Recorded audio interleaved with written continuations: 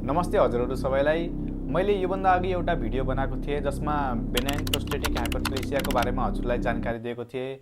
त्यो भनेको के हो, यसलाई कसरी नियन्त्रण गर्ने, यसको मेडिकेसनहरू के छ, के ट्रिटमेन्ट छ भनेर।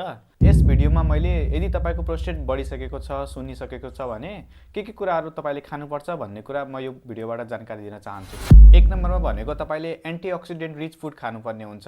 त्यसमा चाहिँ हाम्रो गोलभेडाहरू भयो, पालङहरू भयो, ब्रोकाउलीहरू पर्दछ। दोस्रो नम्बरमा रहेको छ भिटामिन सी रिच फ्रुट्सहरू खानुपर्ने तपाईँले।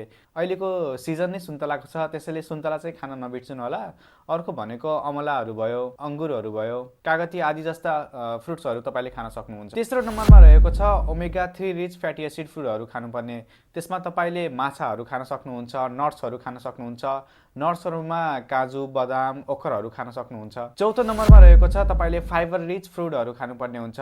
त्यो फुडहरूमा ब्राउन राइसहरू भयो, ओट्सहरू, गहुँको रोटी आदि खानाहरू तपाईँले खान सक्नुहुन्छ। यी फाइबर रिच फुडहरूले तपाईँको कब्जियतलाई कम गर्छ र प्रोस्टेट नियन्त्रणमा ल्याउन सहयोग गर्छ। 5 नम्बरमा रहेको छ तपाईँले जिङ्क रिच फुडहरू खानुपर्ने हुन्छ।